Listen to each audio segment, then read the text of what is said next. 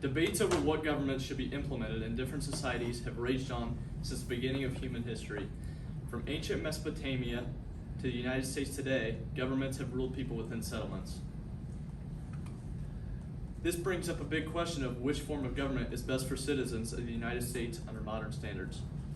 Before answering this question, the forms of government need to be discussed. Total government. Communism and fascism are prime examples of total government societies. Government has full control over citizens' lives, and with this comes no private life. Socialist. All property is owned publicly, and there is an even distribution of wealth. Liberal and conservative. Liberal. Life, liberty, and the pursuit of happiness is the main goal. Main belief is the central government should be strong and exists to serve with funding for a large range of issues. Conservative. Individual freedoms should be preserved. Limited government while staying at peace in foreign relations through being powerful. Also believe that markets should be free and capitalism should exist. Libertarian. Liberty exists as the one value. Advocates minimal state intervention and free markets in the private lives of citizens. Total freedom. The central government has no control over the citizens' actions within the government. There are no limitations on people's lives at all. Emotions run extremely high over politics and what form of government should represent people in the United States. Beliefs of citizens range from one side of the spectrum to the other. Elections are put in place so the majority of people are represented under the government they prefer. However, with this being said, benefits of small central governments far outweigh the benefits of large central governments. To start with, the central government should only serve people with necessities and needs rather than wants. The U.S. government exists to serve people with a list of needs. This includes basic rights to life, liberty, and the pursuit of happiness. Popular sovereignty should also be ensured so the people can remain in power. Protection under a national military and police force should also be guaranteed. Although it is true that the needs of people may change over time and under different situational circumstances, the central state should provide basic needs such as the ones listed at all times. With these listed needs come some ineffective policies that are harmful to most Americans. Social welfare is one of these harmful implementations. Social welfare programs try to provide assistance to families in need.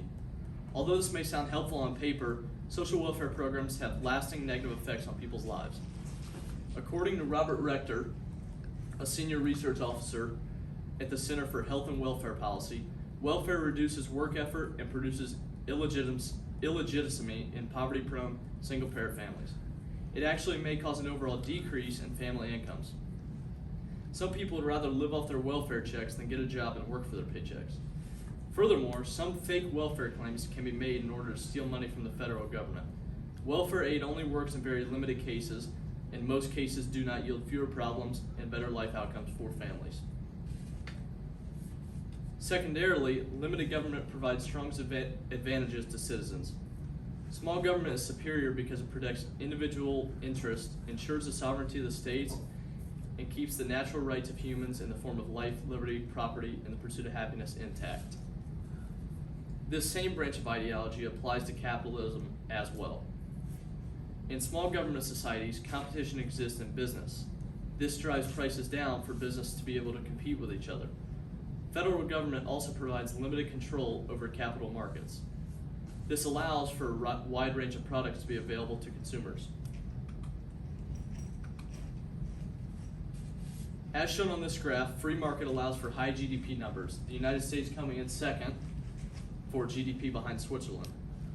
Along with costs being driven down in free markets and capitalistic societies, workers are encouraged to work harder for job incentives such as commission or bonuses. This workplace enrichment is not available in socialist, communist, or total government societies due to equal distribution of wealth.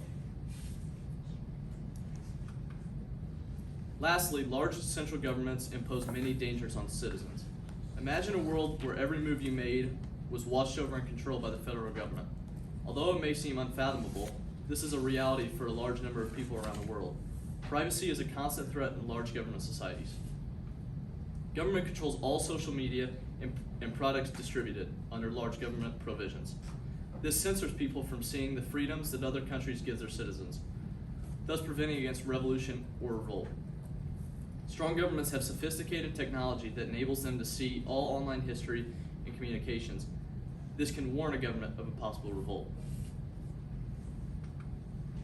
This lack of privacy includes privacy in homes and property. Large-scale governments may enter your home or place of work whenever they please. It is also possible for police forces to take belongings from you without any reason. To conclude, small forms of government are the best moving forward in the United States. With this, policy in the United States will change, and it is the people's responsibility to set routine and adapt to new sets of life. According to Nelson Mandela, life is about routine, each day like the one before, each week like the one before it, so that the months and years blend into each other. Routine is comforting, he states. Mandela conveys the idea that routine provides structure in the world and around us. It keeps the people comforted in the country they live in. The people of the United States need to remember that they are the ones in charge of the power. All acts of tyranny should be fought against. The political process in the United States shall remain the same for centuries to come. If these routines are followed, the next generation and the generations to come will live in a far better world than we have today. Thank you.